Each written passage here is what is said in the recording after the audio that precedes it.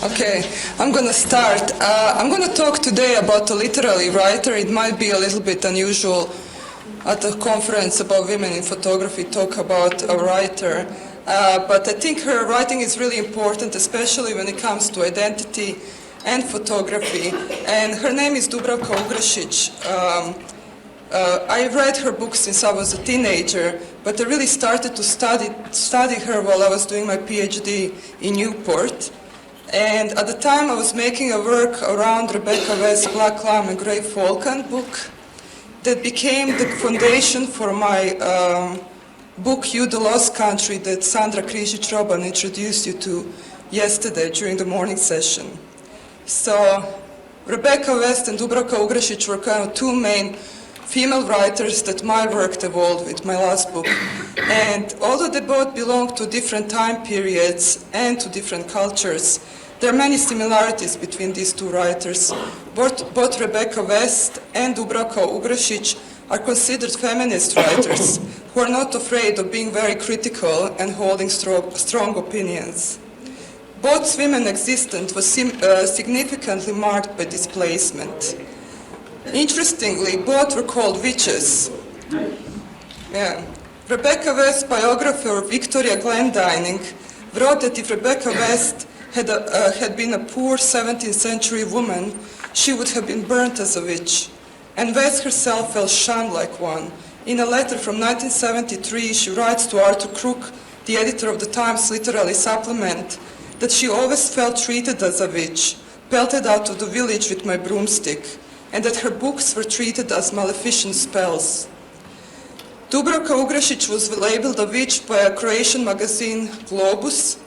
This was the first of many times, by the way, an event that started a media witch hunt in the early 90s and eventually ended in the writer's exile. On the 11th of December 1992, an article appeared in the weekly magazine Globus titled Croatia's Feminist Rape Croatia. This article was accompanied by a chart that provided information about 5 female writers and journalists, of which Dubravka Ugrešić was one. This list included birthplaces, employment details, where they lived, and their marital status. In this article, they were called the 5 witches, a group of selfish middle-aged women who have serious problems with their own identity, their own ethical, moral, human, intellectual, and political identity. They were also called Little Girls of Communism, who, according to magazine's investigative team, came from the families of informers, policemen, prison guards, diplomats, high party, and political functionaries.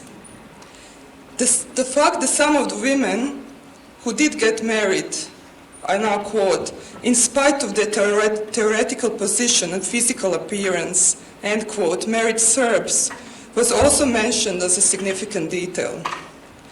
The women criticism of the new nationalist government was received with added hostility because of their gender. The term feminist was used in derogatory fashion, meaning masculine and violent, and such able to rape their motherland. Dubravka Ugrešić's phone number was published in another magazine soon after, along with obscene sexual characterization of the writer, which resulted in numerous threatening and abusive phone calls. Consequently, Dubravka Ugrešić, a well-known Yugoslav writer, left the country and is now living in Holland. Known abroad as one of the best Croatian writers, a title she does not appreciate, and a winner of many international literary prizes, Ugrešić's reputation back home is tainted by accusations of treason. Dubravka Ugrešić addressed this unfortunate event in her brilliant collection of essays titled The Culture of Lies. She wrote, "My Croatian passport does not make me a Croatian writer. It is easiest and most profitable to be a national writer, particularly if the nation is small. I have chosen a less profitable way. I do not wish to belong to anyone, not to people, nor a nation, nor a national literature. If I have to belong to someone, then it's to my readers, wherever they may be. A milieu which destroys books has no mercy towards the authors either. Several years ago, my national cultural milieu declared me a witch and burned me on a media pyre with undisguised glee. Today, from the perspective of my nomadic exile, I can only be grateful to my former cultural milieu. I invested my own money in the purchase of my broom. I fly alone. So, Ugrešić's work today predominantly looks at the effects of exile that usually in literature is described as some kind of romantic phenomenon. But in reality, she said, is traumatic and destabilizing state of being. And her works also looks at how exile affects memory and at the consequences it has on the sense of identity. But when you read her books, there is a kind of evident and natural progression where she seems to come to terms with her own exile. So while in 1994, soon after she leaves the country, she describes this permanent state of homelessness in a book called Have a Nice Day, and how she writes in order to kind of put her scattered words and worlds together. Later on in the books, she becomes actually critical of contemporary Eastern European artists and writers who she believes are readily selling souvenirs of vanished culture. And she starts to accept her exile as a lesser evil to complacency. She wrote, "Today, living in exile, I do not buy the thesis that every exile is traumatic.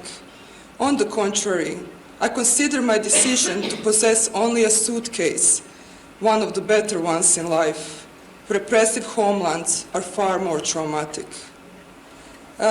What is constant throughout all of the Ugrešić writing is the relentless self-interrogation, the very product of her displacement. Once the country is gone and identity was brought into question, one stops being sure of anything.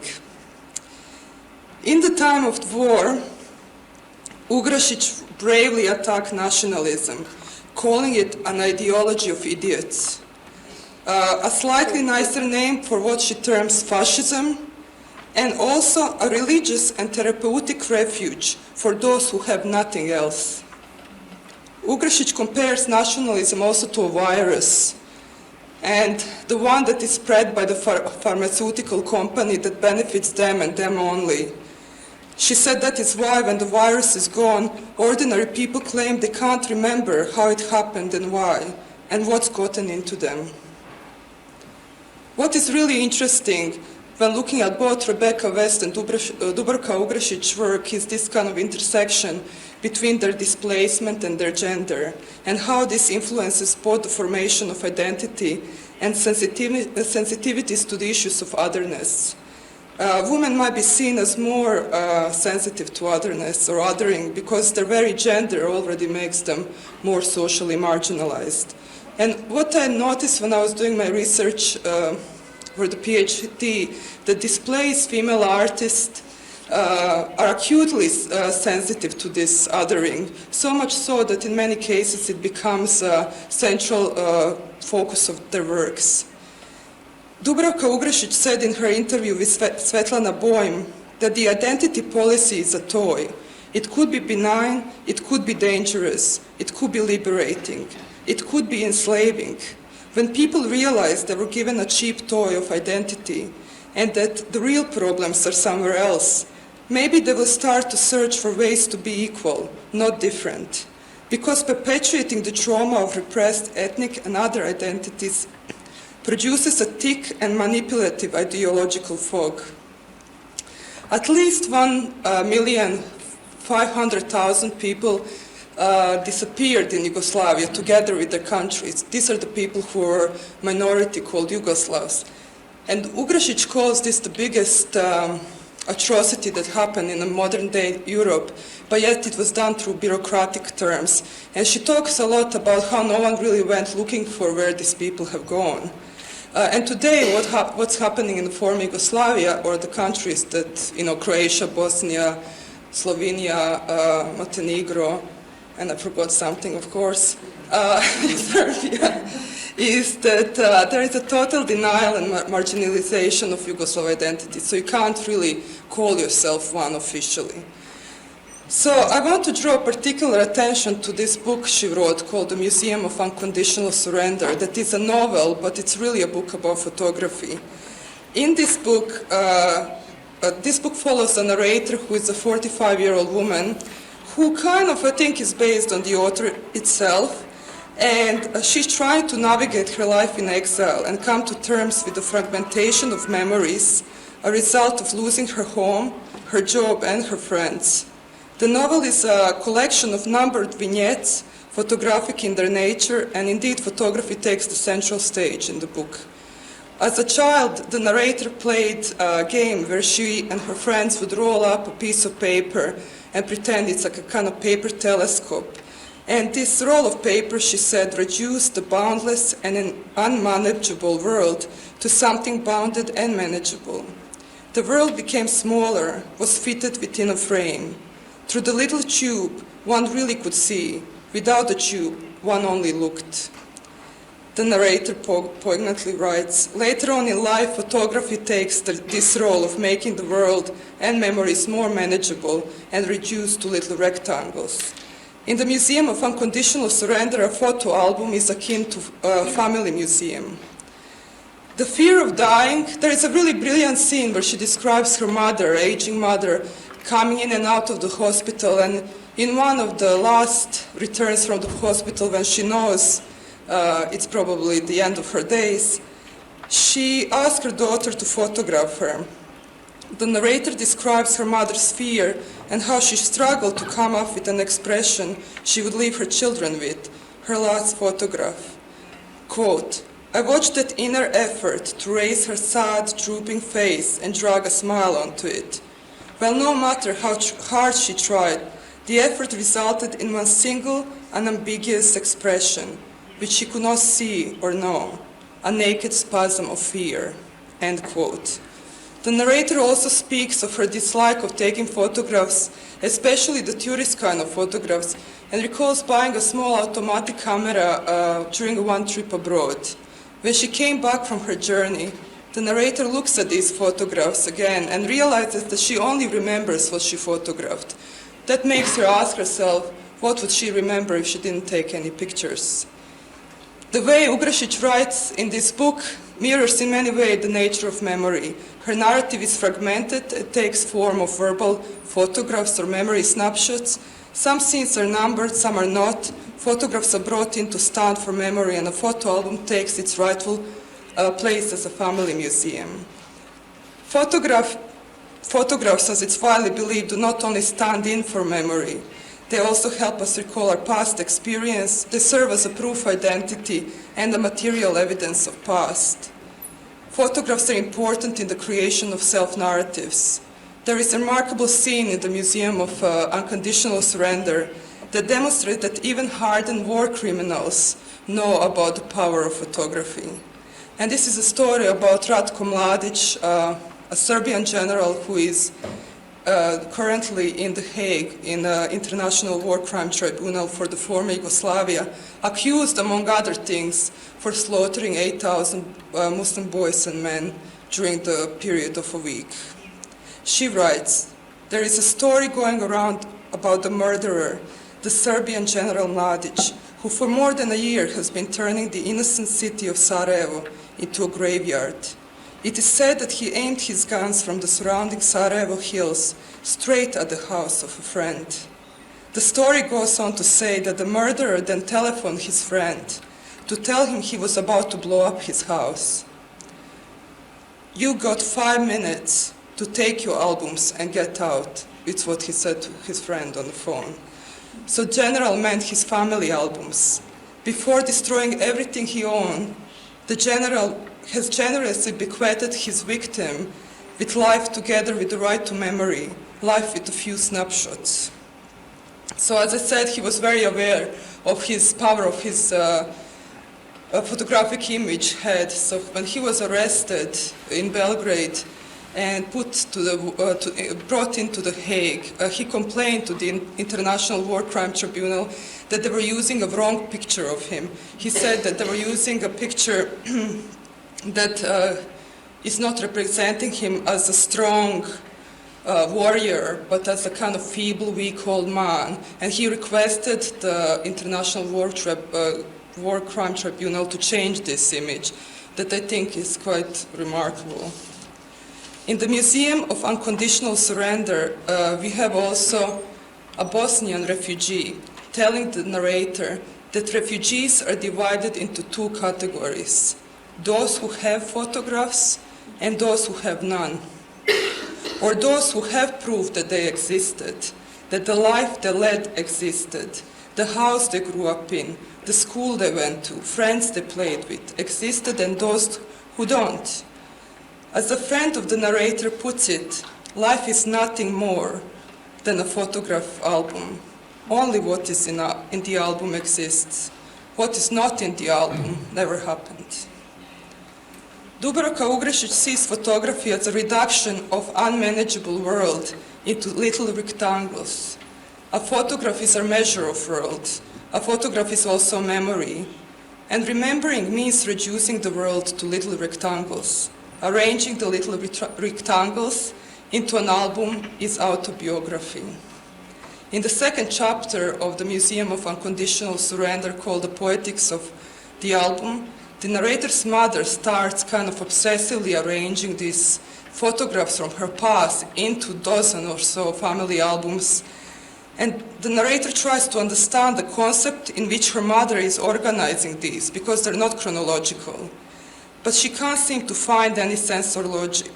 She writes, she had given up the battle with genre at the outset.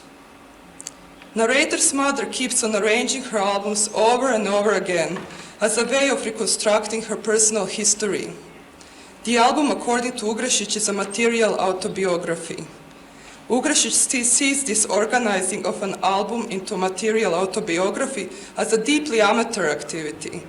The same goes, she says, for writing one's own autobiography. She said the both are guided by nostalgia. This is why autobiographical works are rarely ironic or humorous. By nature, an autobiography is kind of doomed to failure and second-rateness, because the very act of arranging pictures in an album is dictated by our unconscious desire to show life in all its variety, and as a consequence, life is reduced to a series of dead fragments. Autobiography suffers from the same problem. She writes, in the technology of remembering, it is concerned with what was once, and the trouble is that what was once is being recorded by someone who is now. The best outcome of these amateur activities, Ugrešić writes, it's if by chance this autobiography manages to hit on the point of pain. When that happens, and she said it rarely does, then the ordinary amateur creation emerges victorious, turning even the most splendid artworks to dust. So I just want to read the end of the book for you if you're not interested in reading. But at the end of the Museum of Unconditional Surrender, while sitting under the rain of artificial stars in a planetarium in Berlin, the narrator asks her friend, an artist, what photography is. The friend answers, I don't know, an act which is certainly connected with mastering gravity, but which is not flying. Thank you.